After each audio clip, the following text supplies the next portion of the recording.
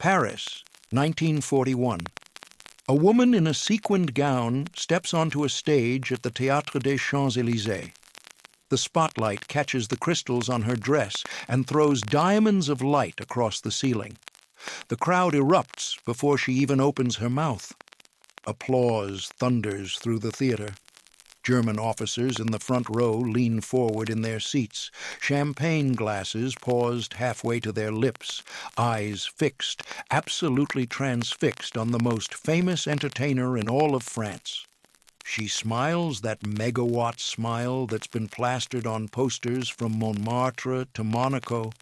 She sings in that sultry, smoky voice that's captivated millions, that voice that sounds like honey mixed with whiskey. She dances with that hypnotic rhythm that makes everyone in the room forget where they are, forget there's a war going on, forget that just outside these walls people are dying.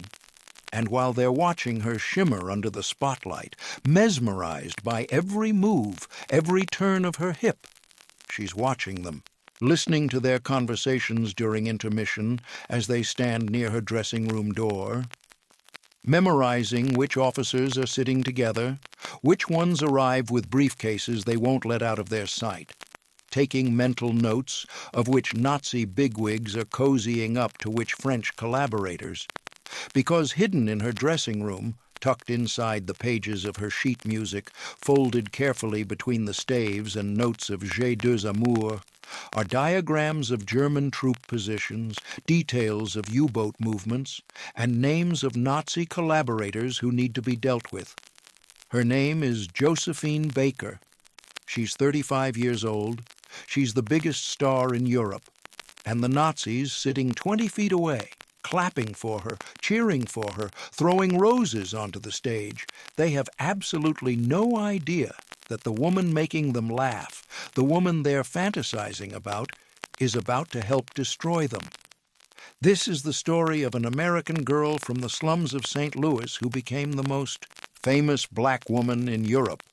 A woman who started life sleeping in a basement with a dog, who went to bed hungry more nights than she could count.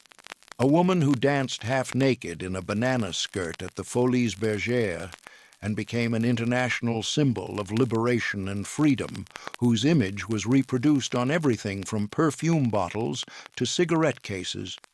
A woman who sat at dinner tables with Hermann Göring, one of the most powerful Nazis in Hitler's inner circle, and walked away with intelligence that would save hundreds, maybe thousands of Allied lives.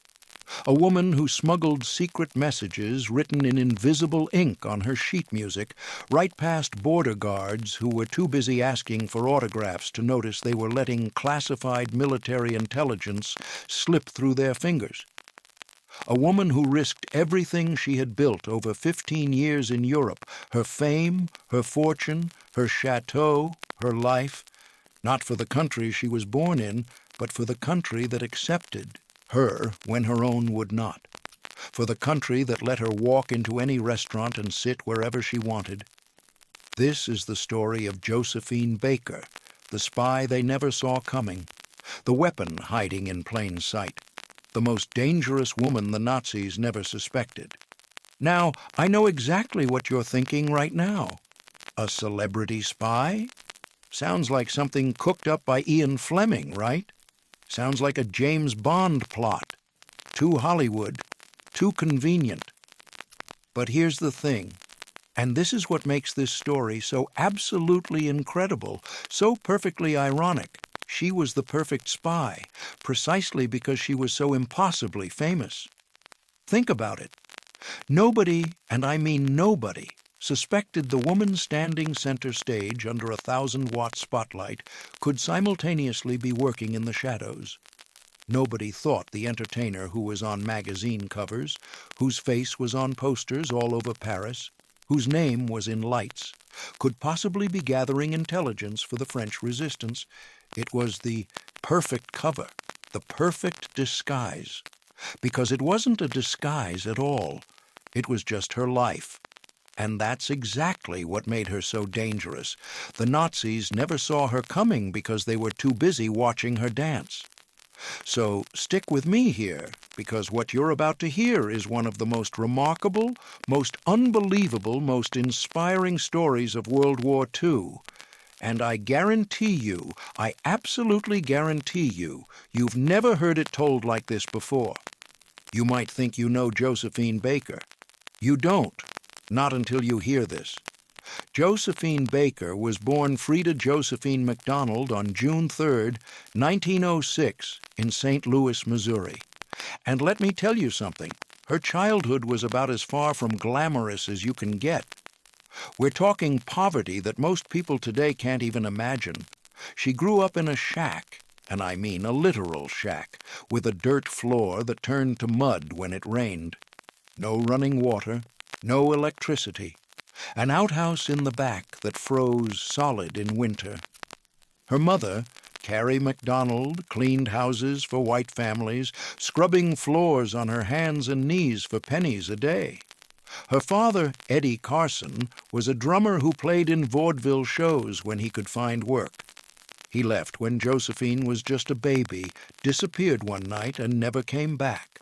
No goodbye, no explanation, just gone. By the time Josephine was 8 years old, she was already working, already carrying the weight of survival on her small shoulders, cleaning houses just like her mother, doing laundry in giant tubs that her arms could barely reach into, taking care of white children while their parents went about their lives, went to parties, went shopping, lived their comfortable lives built on the backs of people like Josephine and her mother. And here's something that'll make your blood boil, something that'll make you understand exactly what kind of world Josephine was born into.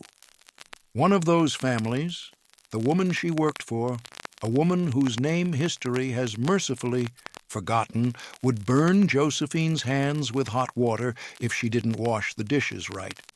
Think about that for a second. 8 years old, a little girl. And this woman, this supposedly civilized, church-going white woman, would deliberately scald a child's hands because a plate wasn't clean enough, getting her hands burned for not doing the dishes perfectly. That was America in 1914. That was what it meant to be black in Missouri.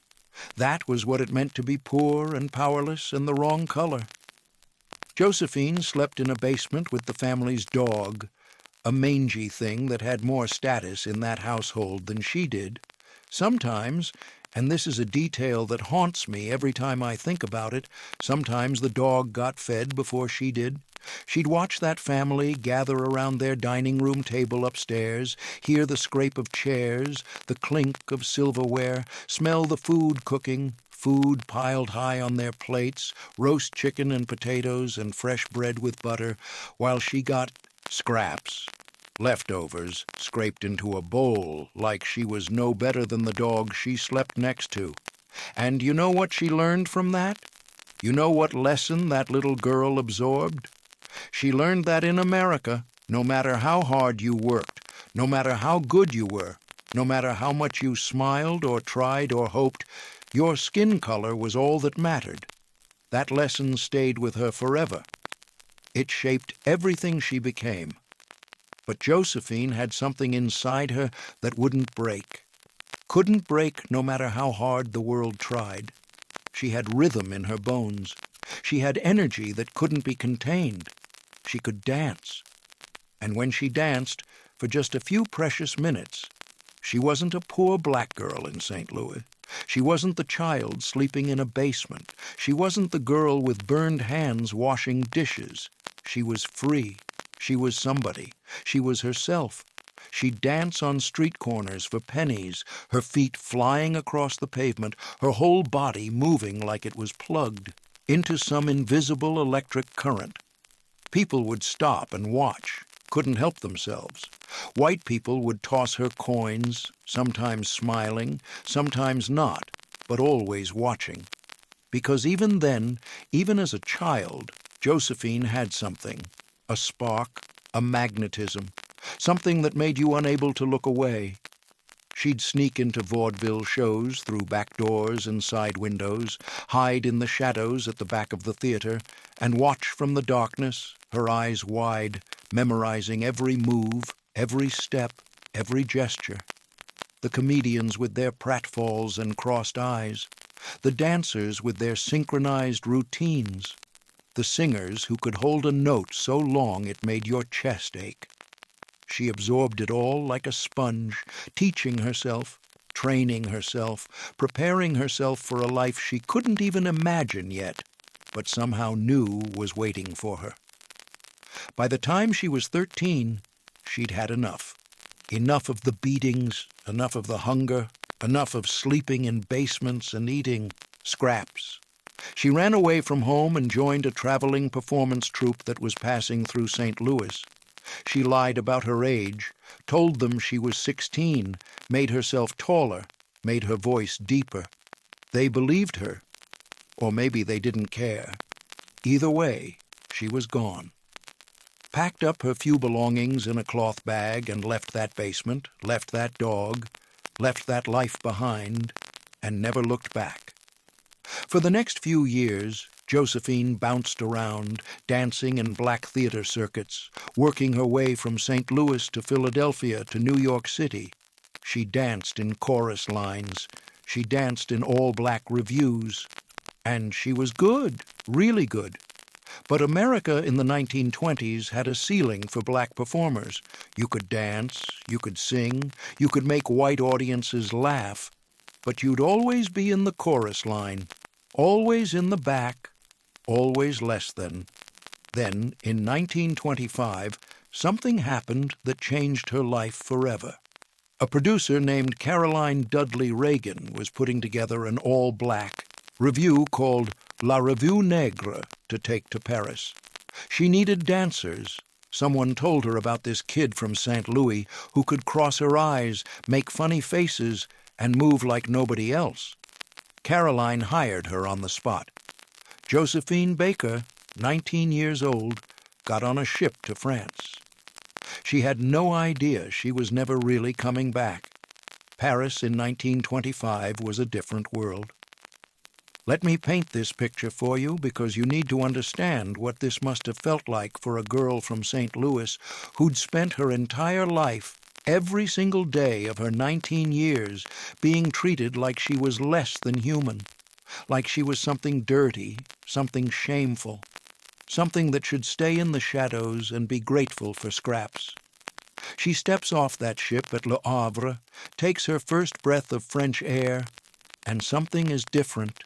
She can feel it. The way people look at her isn't the same. There's no automatic sneer, no automatic assumption. She walks through the streets of Paris for the first time, and for the first time in her life, nobody's treating her differently because of her skin. She can walk into a cafe, a real cafe with white tablecloths and fresh flowers on the tables, and sit down. Just sit down. No one tells her to leave. No one glares at her. No one calls her names. The waiter comes over, hands her a menu, takes her order like she's a person, like she matters. She can walk into a shop on the Champs-Élysées and try on clothes. Actually try them on, not have them thrown at her through a back door. She can look a white man in the eye without fear, without that automatic calculation of danger, without wondering if he's going to hit her or worse. The French didn't just accept her, they worshipped her.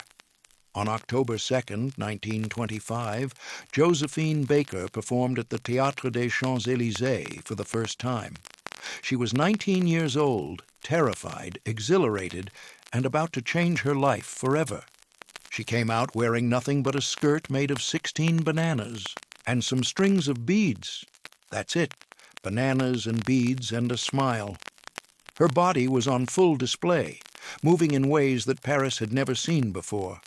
She danced a routine that was wild, energetic, athletic, primitive by European standards, and utterly, completely, absolutely mesmerizing. Her body bent and twisted in ways that seemed impossible. She made faces, crossed her eyes, played the comedy alongside the sensuality. The audience went absolutely insane.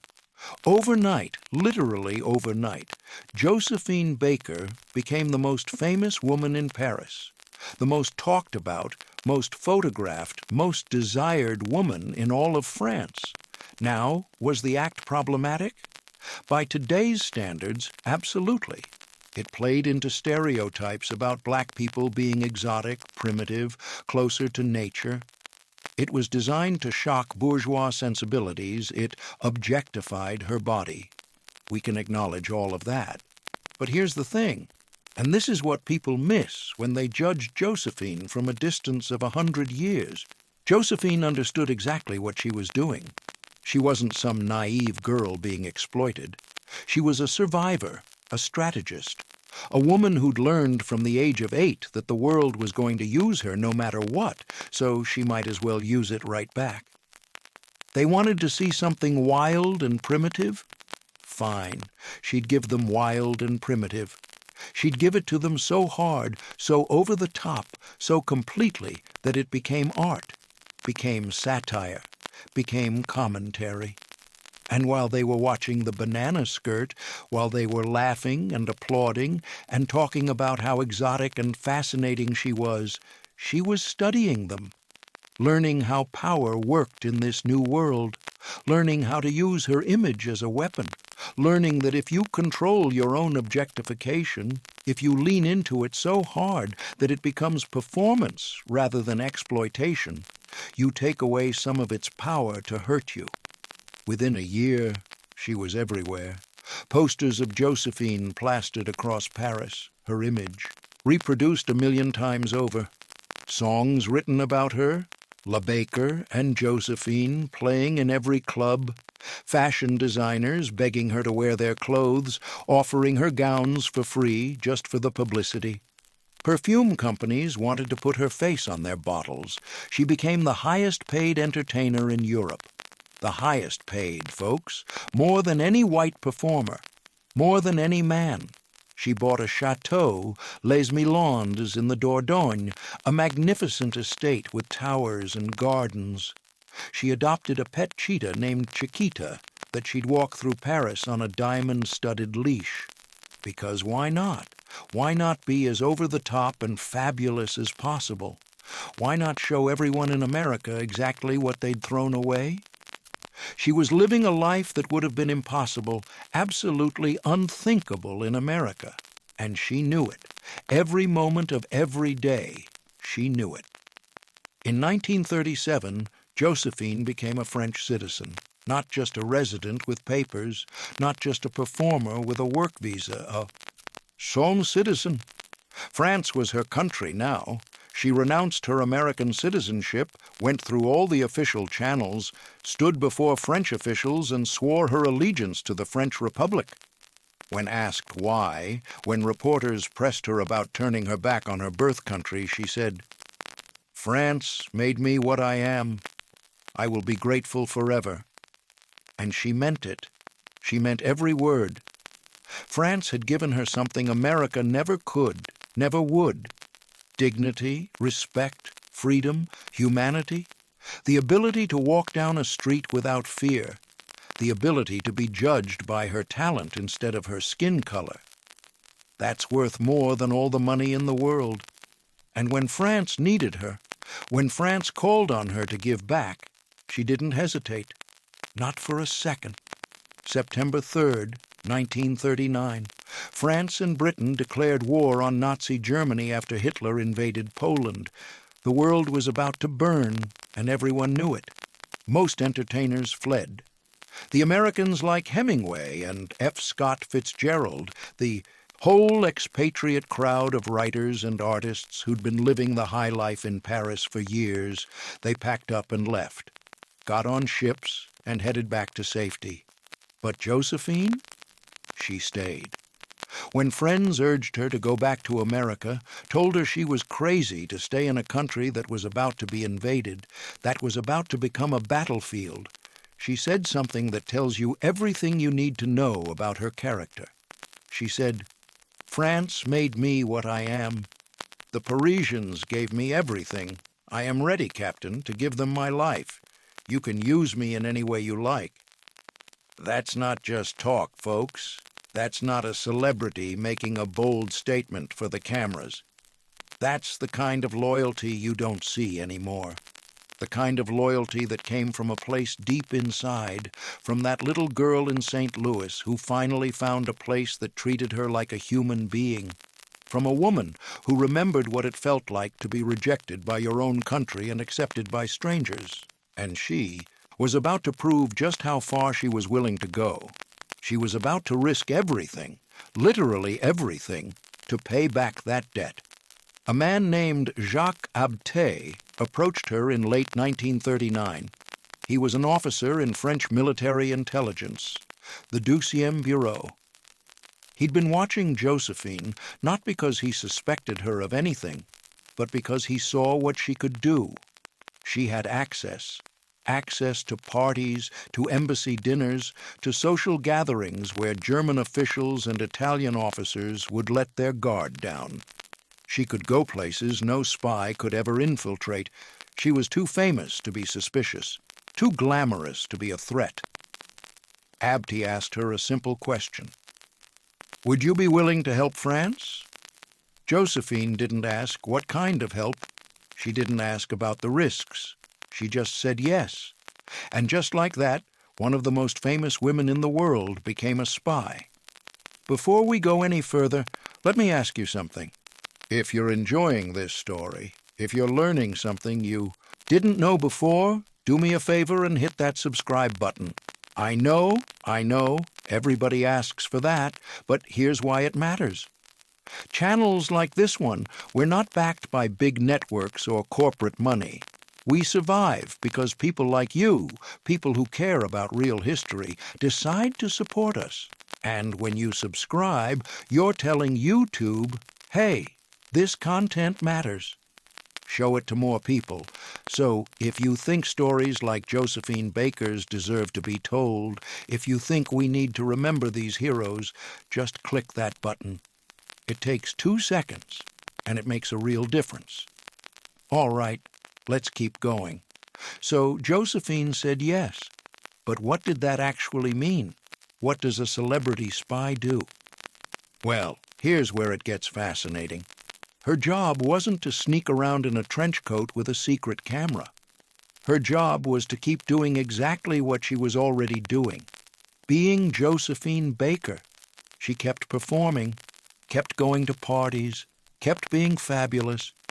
But now she was listening differently. She'd go to receptions at the Italian embassy in Paris. She'd charm diplomats and military attachés. She'd laugh at their jokes, dance with them, make them feel important. And while they were talking, trying to impress her, they'd let things slip. Troop movements, supply issues, political tensions, little details that seemed harmless in the moment but meant everything to intelligence analysts. And Josephine? She'd smile, nod, and remember every word. After these events, she'd meet with Abté. They'd go over everything she'd heard. He taught her what to listen for, which details mattered, how to ask questions without seeming too interested. She learned how to steer conversations, how to make people want to tell her things, how to use her charm as a tool, and she was a natural.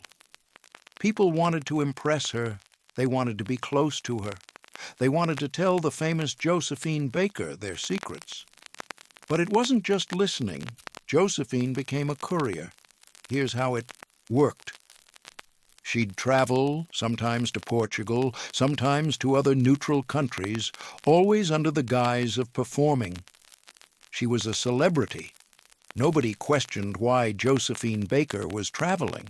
And when she traveled, she carried things, documents, intelligence reports, names, but she didn't hide them in a secret compartment or sewn into her coat lining. No, she hid them in plain sight, tucked into her sheet music. Think about it. Josephine Baker traveled with a whole entourage, costumes, musical instruments, stacks and stacks of sheet music. And who's going to carefully examine every piece of sheet music belonging to Josephine Baker? Border guards would glance through, see musical notes, maybe flip a few pages, but they weren't looking for messages written in invisible ink. They weren't checking for tiny photographs pinned to the corners of pages. They were starstruck. They wanted autographs, not secrets. And even when they did look closely, Abti had taught her techniques. Messages written in invisible ink that only appeared under certain lights, microdots, coded phrases that looked like innocent lyrics. She was carrying intelligence right under the noses of Nazi border guards, and they never suspected a thing. Because who would suspect Josephine Baker? May 1940. Everything changed. Germany invaded France. The Blitzkrieg swept through the country like a nightmare. Within 6 weeks, France surrendered. The government fled. Paris fell. Nazi swastikas flew from the Eiffel Tower. And suddenly, Josephine Baker was living in occupied France. The country that had given her everything was now under the boot of the Third Reich. Most people in her position would have run, would have used their fame, their money, their connections to get out. And Josephine could have. She had options, but she stayed. When France surrendered, she wasn't done fighting. If anything, she was just getting started. The Free French forces, led by Charles de Gaulle, operated from exile. In London and North Africa, they needed intelligence from occupied France. They needed people on the ground, and they needed someone who could move freely, someone the Nazis wouldn't suspect. Josephine Baker was perfect. Abte, now working with the Free French, reached out to her again. "Are you still in?" She said yes. No hesitation. But now the stakes were different.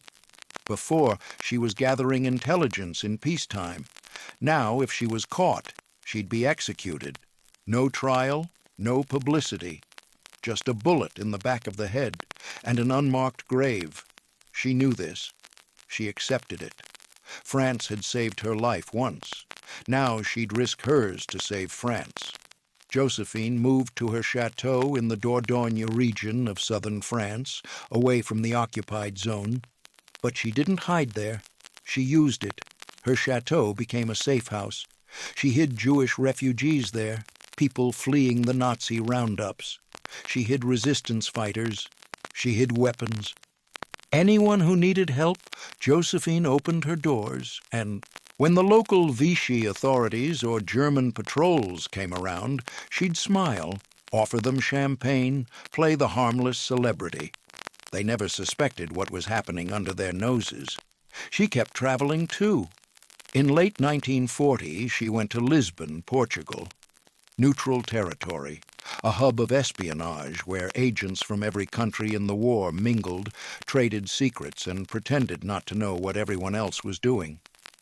Josephine performed there, sang, danced, and while she was there, she met with Free French intelligence officers and passed along everything she'd gathered.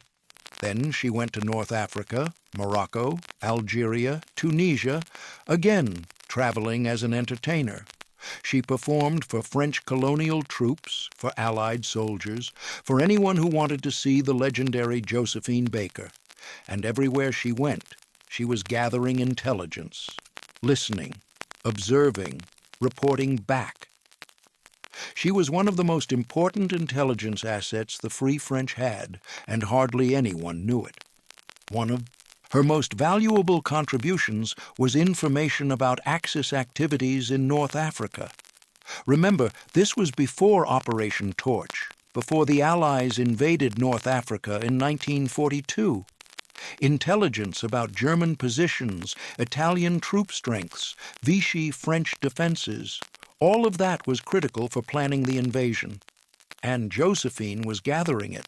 She'd attend parties with Vichy officials, socialize with Italian officers stationed in North Africa, charm information out of people who had no idea she was working against them.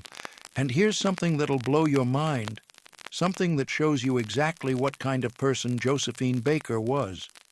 She wasn't paid, not a franc, not a penny, not a single cent for any of this. She did this for free.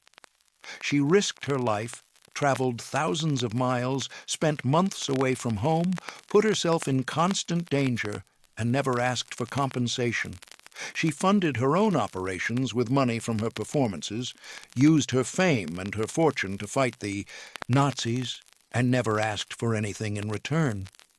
That's the kind of person Josephine Baker was. That's the kind of character we're talking about here. But it wasn't easy. It wasn't glamorous despite the gowns and the stages and the champagne. It was exhausting. It was terrifying. Every single day brought the possibility of discovery, of betrayal, of death.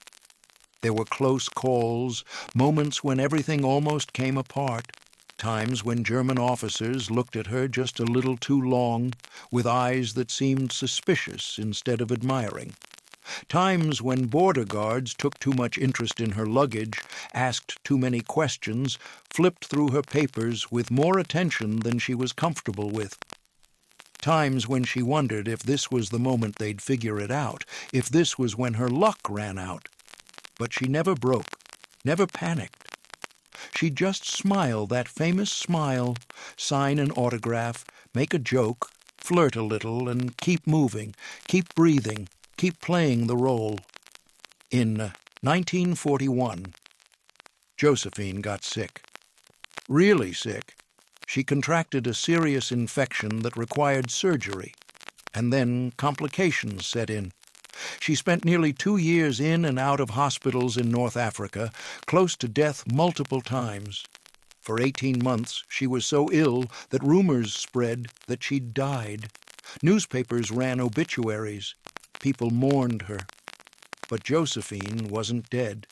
She was fighting to stay alive so she could keep fighting for France. Even bedridden, she continued working. She used her hospital room for meetings with resistance contacts. She passed along information through nurses and doctors she trusted. And when she finally recovered in 1943, she didn't rest. She went back to work immediately. She started performing again, entertaining Allied troops across North Africa. American soldiers, British soldiers, Free French forces, she performed for all of them. And you know what? She refused to perform for segregated audiences. Let me repeat that because it's important. Josephine Baker, performing for American troops in North Africa, insisted that black soldiers and white soldiers sit together. This was 1943. The American military was still segregated. Black soldiers were treated like second-class citizens, even while they were fighting and dying for their country. And Josephine Baker said, no, if you want me to perform, everyone sits together.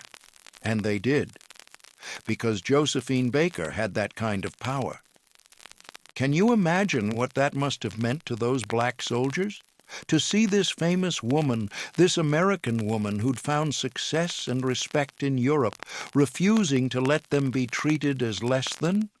To see her stand up to military brass and win? That's the kind of courage that goes beyond espionage. That's moral courage. After the war ended in 1945, most spies disappeared. Their work was classified, buried in filing cabinets, sealed away for decades. Their names were never made public. Their sacrifices went unrecognized. That's how espionage works.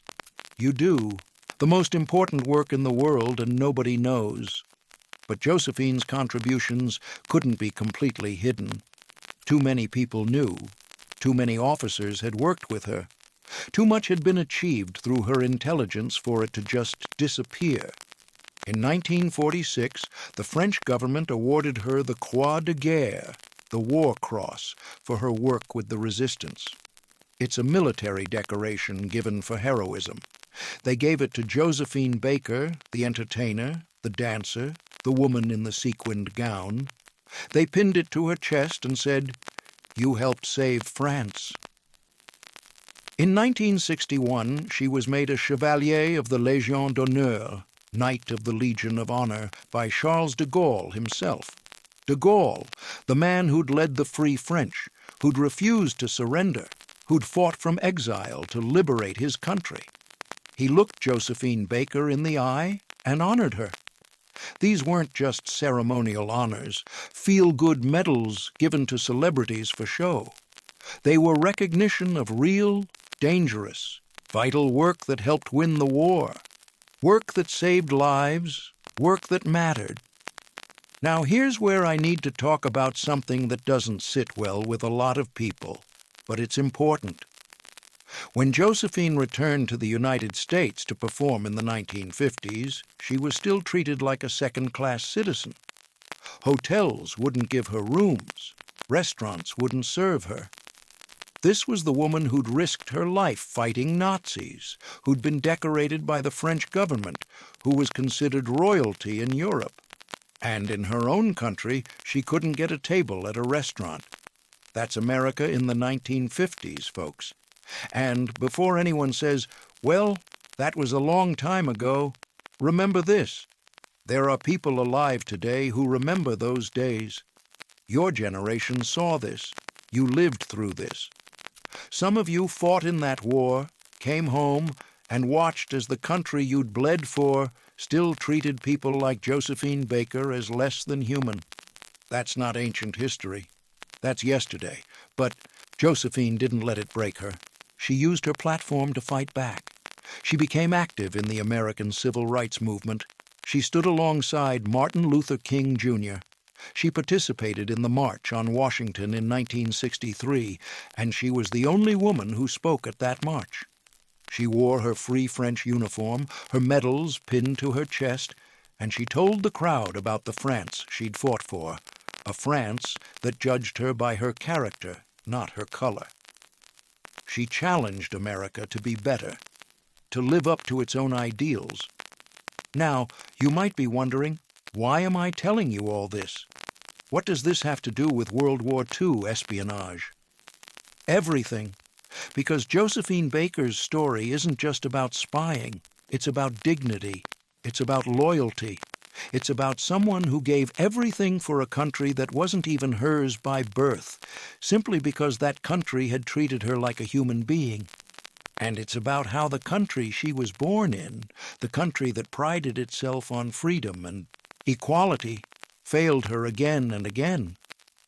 And if that makes you uncomfortable, good, it should. Because we can't understand the sacrifices people like Josephine Baker made unless we understand what they were fighting against, both abroad and at home. We can't celebrate her heroism without acknowledging the injustice she faced. That's history. The real stuff, not the sanitized version. All right, I know that got a little heavy there, but stay with me because we're not done with Josephine's story yet. If you're still here, if you're engaged with this, I want to ask you something. Hit that like button. I'm serious. Here's why. When you like a video, it tells YouTube that this content is valuable, that it's worth showing to more people. And stories like this one? They don't get told enough. Mainstream history often overlooks people like Josephine Baker. So when you hit that like button, you're not just supporting this channel. You're supporting the idea that these stories matter. You're saying, yes, this is history worth remembering. So go ahead, hit that button, and thank you. Now, let's keep going. After the war, Josephine bought another chateau, this one called Les Milandes in the Dordogne region, and she turned it into something extraordinary. She adopted 12 children from around the world, children of different races, different religions, different backgrounds. She called them her Rainbow Tribe.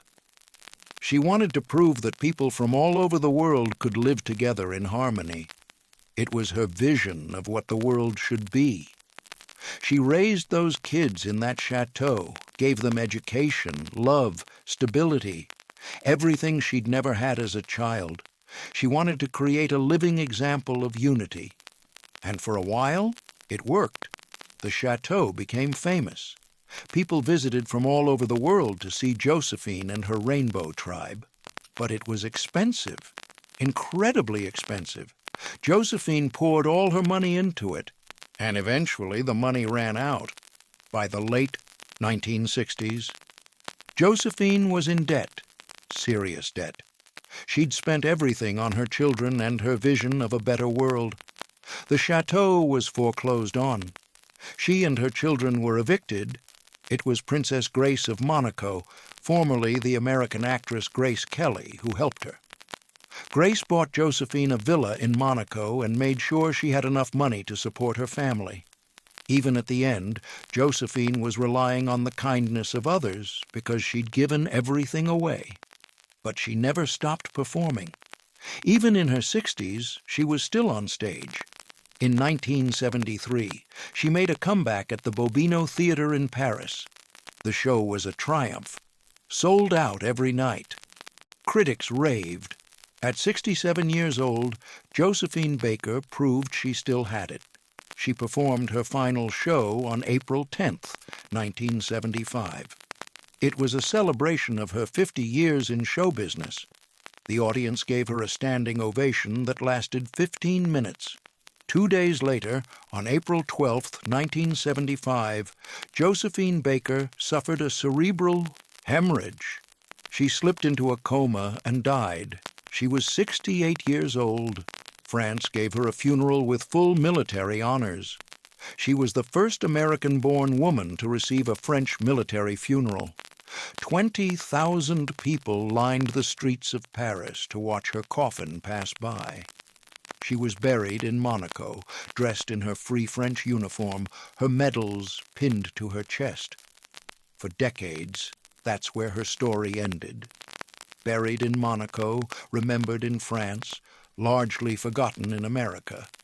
You could ask 100 Americans who Josephine Baker was, and maybe 10 would know. Maybe. But in 2021, something changed. Something important. The French government announced that Josephine Baker would be inducted into the Pantheon, the National Mausoleum in Paris, where France's greatest heroes are buried, where Voltaire and Rousseau and Victor Hugo rest, where Marie Curie is the only other woman. She became the first black woman to receive this honor, the highest honor France can give. On November 30th, 2021, her symbolic coffin was carried into the Pantheon, while her actual body remained in Monaco at her family's request. France was saying what America never had. You are one of our greatest heroes. You belong among the immortals. You will never be forgotten. And where was America in all this? Silent. Crickets. There's no national monument to Josephine Baker in the United States, no federal recognition, no presidential medal, nothing. The woman who fought Nazis, who risked her life for freedom, who stood up for civil rights, who showed the world what courage looks like, barely gets mentioned in American history books. She's a footnote, if that. That's a shame. That's a failure. That's something we should be embarrassed about. And it's something worth thinking about, worth being angry about. Let me tell you something else that's worth thinking about. Josephine Baker wasn't a soldier. She didn't carry a rifle or storm a beach or fly a bomber or drive a tank. She never wore combat, fatigues or jumped out of a plane or charged a machine gun nest. But she was a warrior just the same, just as much a warrior as any man who fought in that war. She fought with charm and intelligence and courage. She fought with the tools she had, the weapons she was born with, her fame, her access, her incredible ability to make people trust her, and she weaponized them against evil, used them like a soldier uses a rifle. That's ingenuity, that's resourcefulness, that's adaptability. That's what real heroism looks like when you're not a 6-foot-tall white guy with muscles and a gun. And you know what else? She never talked about it. After the war, for the rest of her life, she didn't go around bragging about her spy work, didn't write a tell-all book for money, didn't do interviews where she dropped names and revealed secrets, didn't sell her story to Hollywood. She just kept living her life, raising her children, performing, fighting for justice. The details of what she did, most of that wasn't declassified until after she died. Most of what we know now came out years later when documents were released, when other intelligence officers wrote their memoirs. She took those secrets to her grave because that's what spies do. Real spies. They protect their sources. They protect their methods. Even when they could profit from the truth, even when they could become even more famous by revealing what they did, they stay silent. Because some things are more important than glory. That's the difference between real heroes and the people we call heroes today. Real heroes don't do it for the glory. They don't do it for the Instagram likes or the book deals or the movie rights. They do it because it needs to be done, because someone has to stand up, because the alternative is letting evil win. And then they go back to their lives and never mention it again. They carry that weight silently. They live with those memories, those nightmares, those moments of terror, and they don't use them for personal gain.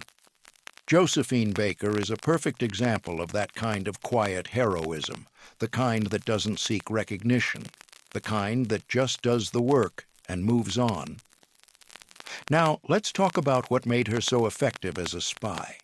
Because this is important. This is something that intelligence agencies studied afterward, that they teach to this day. She succeeded not despite being famous, but because of it. That's the key.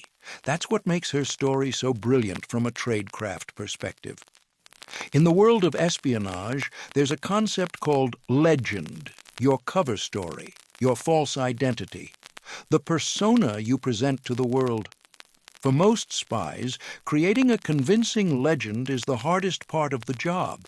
You have to invent a whole life, memorize every detail, never slip up, never contradict yourself. You have to become someone else so completely that even you start to believe it. One mistake, one inconsistency, and you're blown. But Josephine? Her legend was just her real life. She didn't have to pretend to be anyone else. She didn't have to maintain a fake identity. She was Josephine Baker, world-famous entertainer. That was true. That was real. That was documented in newspapers and magazines and posters all over Europe. And it was the perfect cover, the perfect legend, because it wasn't a legend at all. It was just who she was. Nobody suspects the person in the spotlight.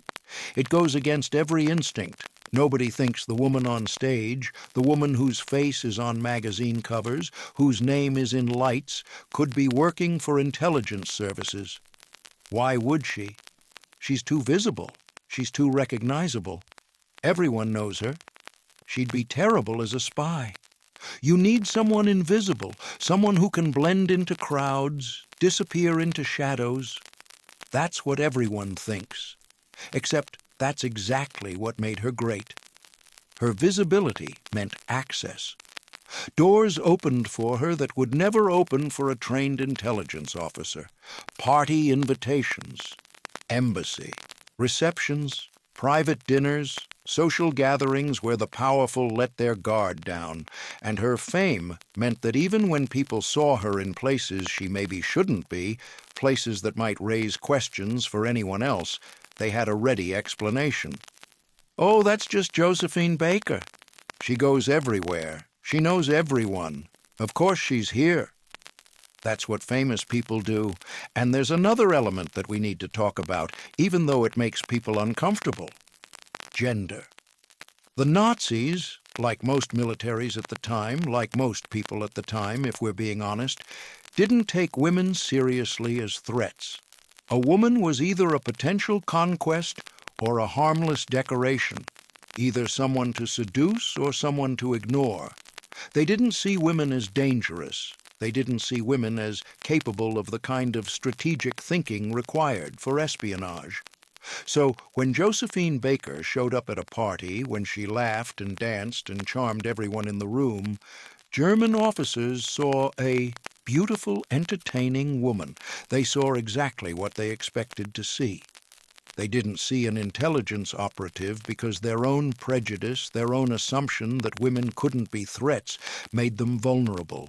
And Josephine exploited that brilliantly. She used their sexism as a weapon, let them underestimate her, let them think she was just a pretty face. And while they were thinking that, she was gathering intelligence that would help kill them. This is something you see throughout history, by the way. Female spies often succeed precisely because men underestimate them. From Mata Hari to Virginia Hall to the Soviet night witches, women have been using male arrogance against their enemies for centuries. Josephine Baker fit right into that tradition. She let men think they were in control of the conversation. She let them think they were impressing her. And all the while, she was collecting intelligence they didn't even realize they were giving away. But here's what really gets me.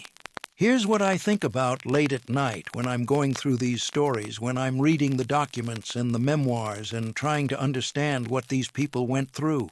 Josephine Baker had every reason to hate the world. Every reason. She grew up in crushing poverty that most of us can't even imagine. She was abused as a child, physically abused by people who were supposed to take care of her. She was treated as less than human because of her skin color, day after day, year after year. She could have become bitter, angry, consumed by resentment. She could have let that abuse turn her into something hard and cold and mean.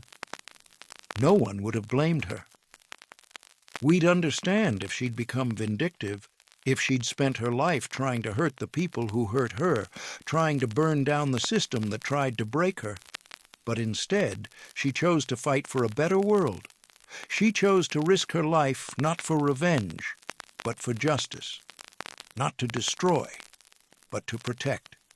She chose to create a family based on love and acceptance, a family that embodied everything she'd been denied as a child. She chose hope over hate, chose courage over fear, chose love over bitterness. That takes strength that most of us can't even imagine. It's easy to become what the world tells you you are. It's easy to let injustice turn you hard and cold, to let abuse make you abusive, to let hate breed more hate. But to experience all that pain, all that cruelty, all that systematic dehumanization, and still choose kindness, to still choose to fight for other people's freedom, to still choose to see the possibility of a better world, that's transcendent. That's the kind of character that we should be teaching our children about, our grandchildren about. That's the kind of example we need more of today in a world that seems to be running short on examples. And I think that's why Josephine's story resonates so much, because in a world that's increasingly divided, increasingly angry, increasingly willing to write people off based on their group rather than their character, Josephine Baker shows us another way. She shows us that you can fight evil without becoming evil. You can stand up for what's right without losing your humanity. You can be strong and kind at the same time. Let me tell you about one more thing Josephine did that doesn't get talked about enough. During her tours in North Africa, she didn't just perform for Allied troops. She visited hospitals. She spent time with wounded soldiers, not for photo ops, not for publicity, just to be there, to sit with them, to talk to them, to make them feel like someone cared. There's a story about a young American soldier who was dying. He'd been badly wounded, and the doctors knew he wasn't going to make it. He was delirious, calling out for his mother. Josephine heard about him. She went to his bedside. She held his hand. She sang to him softly. And he died, thinking his mother was there with him. Josephine never told anyone about that. A nurse mentioned it years later in an interview. That's who Josephine Baker was. Even in the middle of war, even while doing dangerous intelligence work, she took time to hold the hand of a dying boy and give him comfort in his last moments. You want to know what heroism looks like? That's it. Right there. Not the big dramatic gestures, not the medals or the recognition, but the quiet moments when no one's watching and you choose kindness anyway. That's real character. Now, I want to shift gears a little and talk about why this story matters today, because I'm not just telling you this so you can know an interesting historical fact. I'm telling you this because Josephine Baker's life has lessons that are desperately relevant right now, and I think those lessons are especially important for guys in our generation to understand and pass along. First lesson, loyalty isn't about where you're from. It's about who treats you with dignity. Josephine wasn't French by birth, but France earned her loyalty by giving her respect. America? America lost her loyalty by denying her basic human dignity. That's on us. That's our failure. And it's a reminder that national identity isn't some automatic thing. You have to earn people's loyalty by living up to your principles. Second lesson, your background doesn't determine your worth. Josephine Baker grew up in a shack, sleeping with the family dog, getting her hands burned by cruel employers. By any measure, the world told her she was worthless. But she wasn't. She became one of the most important intelligence assets of World War II.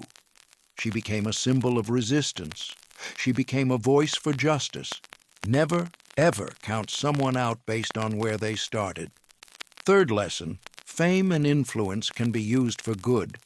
We live in an age of celebrity culture. We worship famous people, and a lot of them use their platform for nothing but self-promotion. But Josephine shows us what's possible when someone with influence decides to use it for something bigger than themselves. She could have sat out the war in comfort and safety. Instead, she risked everything. That's the kind of celebrity we should celebrate. Fourth lesson, the fight for justice never ends. Josephine didn't stop when the war ended. She kept fighting for civil rights. She kept fighting for a better world. She kept fighting until the day she died. Because justice isn't something you achieve once, and then you're done. It's an ongoing commitment. Every generation has to choose to keep fighting or to let the gains slip away. And fifth lesson, maybe the most important one, stay human. No matter what you face, no matter how much the world hurts you, no matter how much injustice you see, stay human. Don't let evil turn you into something ugly. Don't let hate consume you. Keep your capacity for kindness. Keep your ability to love. Because the moment you lose that, the moment you become as cruel as your enemies, you've lost the real war. That's what Josephine Baker did. She stayed human. She fought monsters without becoming one. And that's what we all need to do. Okay, we're getting close to the end here. But before we wrap up, I need to ask you something. If this story moved you, if you think it's important, if you believe that Josephine Baker deserves to be remembered, I need you to subscribe to this channel. And I'm going to tell you why it really matters. Channels that tell these kinds of stories, real history, complicated history, the stuff that doesn't fit into neat little boxes, we're fighting an uphill battle. The algorithm doesn't always favor us. We don't have clickbait thumbnails with shocked faces and red arrows. We just have truth, and truth needs your support. When you subscribe, you're doing more than just adding one number to a counter. You're telling YouTube, hey, this matters. Show this to more people. And that's how we keep these stories alive. That's how we make sure the next generation knows about people like Josephine Baker. So, if you believe these heroes deserve to be remembered, hit that subscribe button. It's the easiest way to make sure their stories don't die with our generation.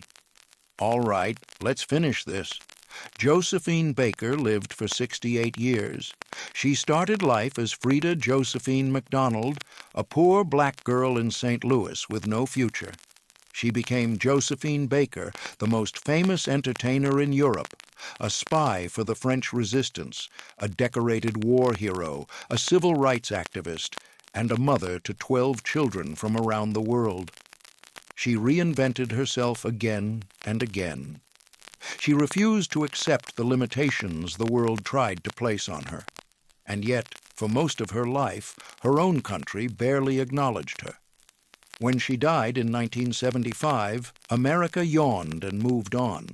It took until 2021, 46 years after her death, for France to induct her into the Pantheon. And America? America still hasn't properly honored her. There's talk now, finally, of recognizing her contributions, but talk is cheap. Recognition should have come while she was alive. Here's what gets me. Josephine Baker did more for the Allied cause than thousands of soldiers. She risked her life repeatedly. She used her fame and fortune not for personal gain, but to fight evil.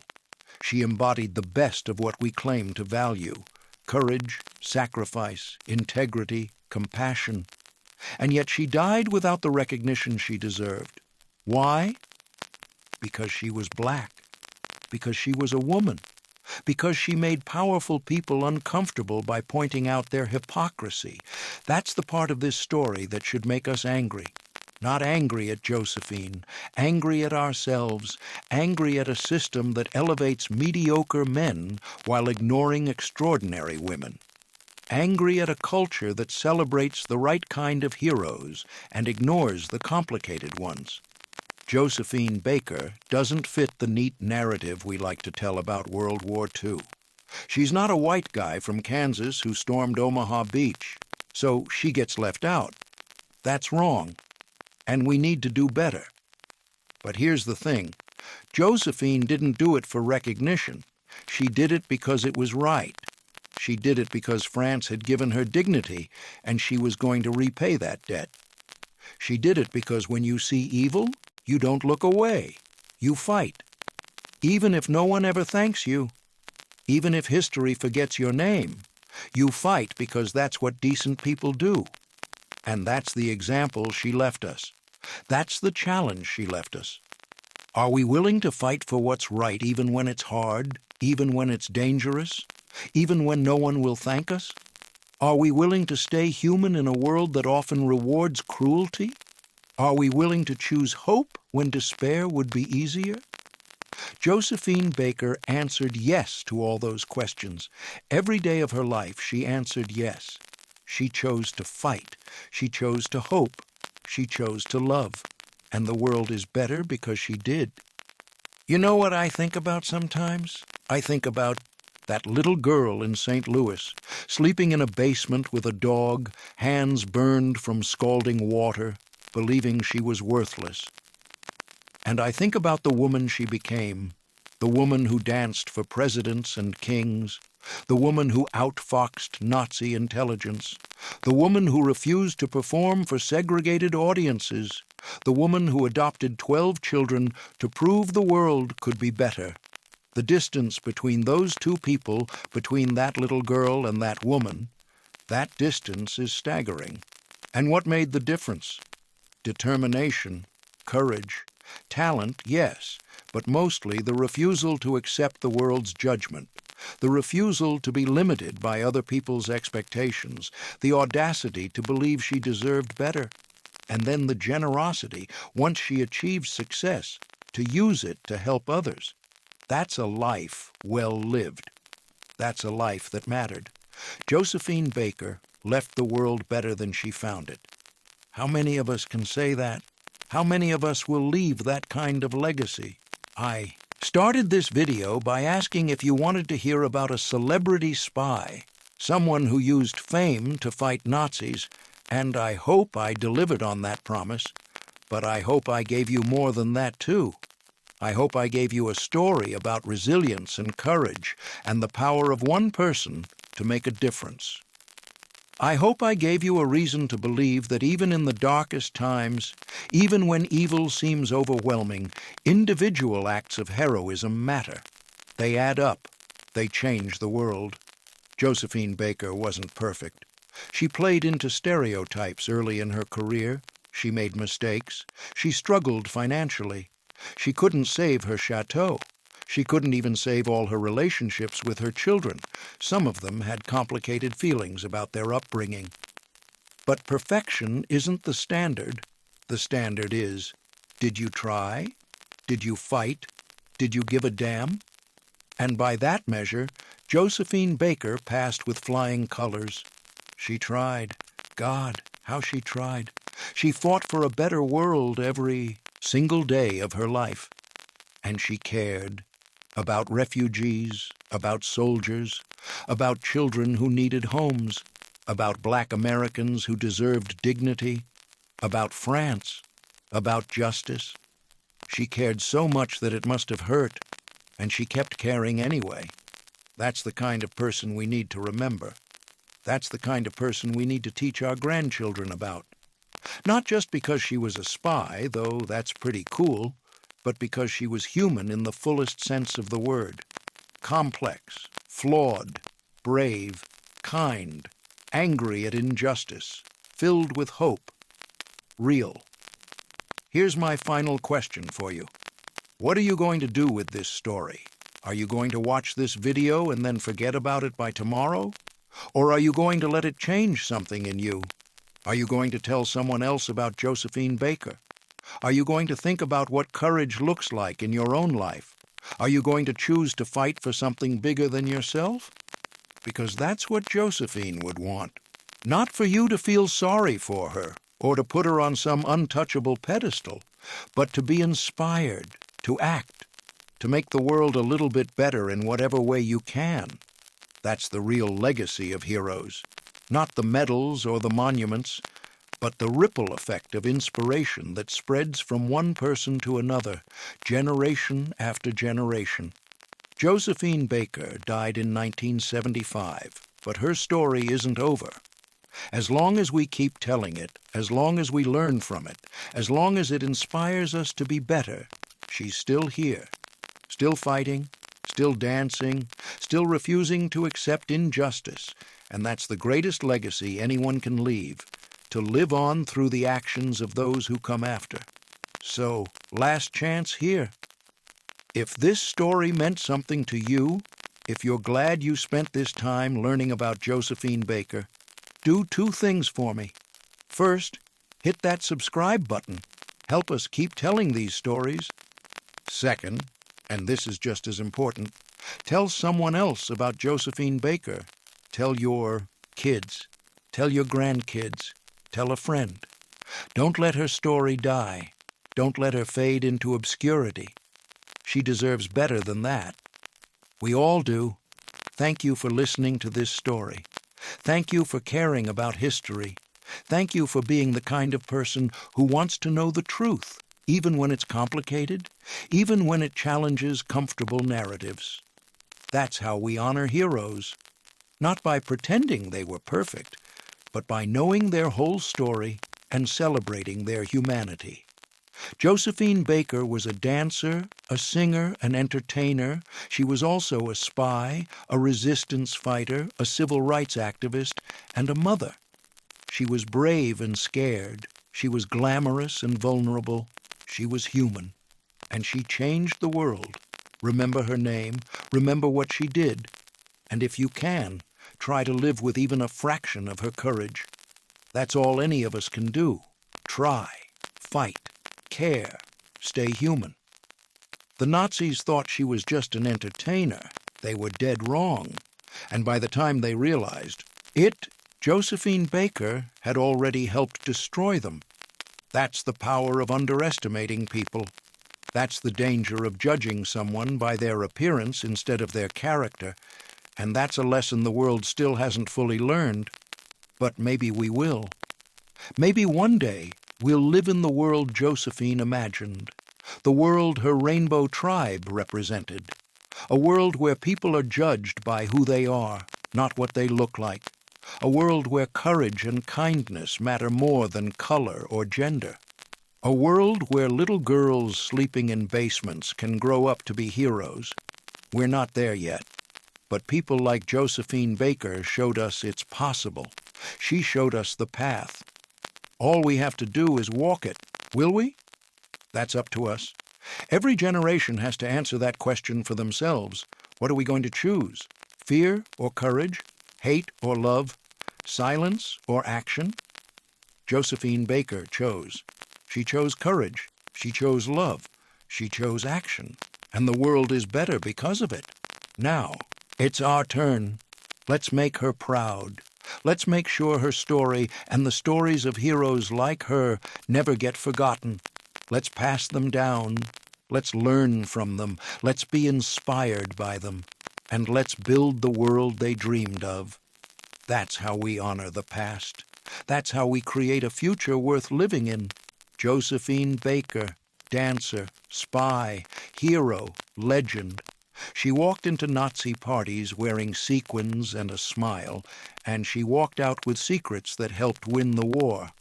She used fame as a weapon. She turned her celebrity into a shield for refugees and resistance fighters. She proved that heroes come in all forms, from all backgrounds, with all kinds of stories. Remember her. Tell others about her. And never, ever underestimate what one determined person can do to change the world. Because if a girl from St. Louis, Missouri, can become one of the most important spies of World War II, then anything is possible. Anything at all. Thank you for watching, thank you for caring, and thank you for keeping Josephine Baker's memory alive. She deserves nothing less. Until next time, stay curious, stay compassionate, and stay human. Because that's what she would want. That's what all our heroes would want. And that's how we make sure their sacrifices weren't in vain. Take care, everyone.